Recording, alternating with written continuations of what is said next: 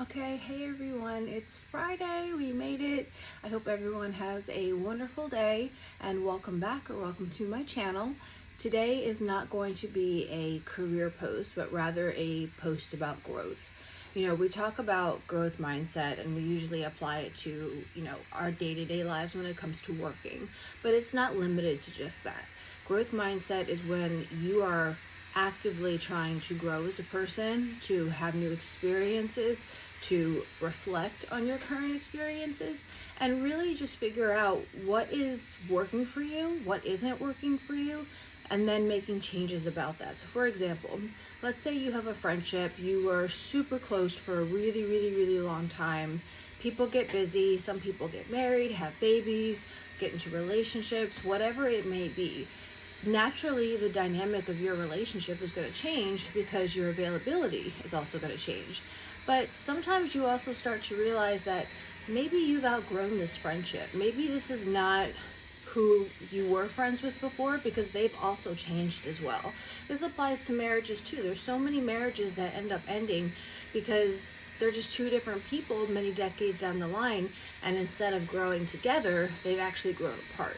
So that is where growth mindset comes from. And what I can tell you is that it happens to everyone. And I'm not going to lie, sometimes it's painful. Sometimes it's painful to realize that this person who is your friend, who is in your life, is kind of letting you down, and you feel like you're having to beg for basic decency and respect. And you're going through something, but they're not there. When they're going through something, you're there. That's a one-sided relationship, and that's what I would call a taker. I'm not tooting my own horn. I'm a giver. I've had to learn through many years of therapy and also bad experience that I have to pull back because I'm a natural empath and not take on the emotions of other people and not feel like it is my responsibility to fix them. That's been hard. I still have those tendencies. When I see someone in pain, when I see that I can help someone, I'll do it. And for me, I'm okay with that, because I think that is something that I was inherently born with, and to deny it makes me feel like I'm not being my authentic self.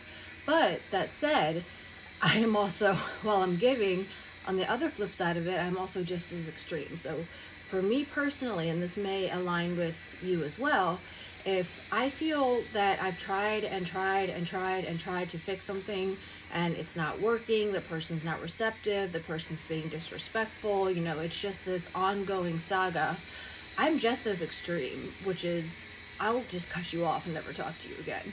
And some people call that off with your head, like from Alice in Wonderland. But for me, that's not really the case. The case is that I've tried. I've been patient.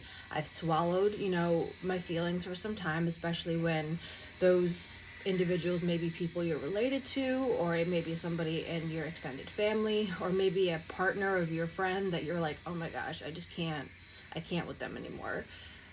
I have no issue with walking away, and I don't think you should either. Whether it's a job, person, and experience, if it is no longer serving you as the person you are today, then it's right for you to walk away, because then that opens up new opportunities for yourself to grow, get a new job if that's what you want to, meet new friends, and then focus on the things that are really important in your life right now.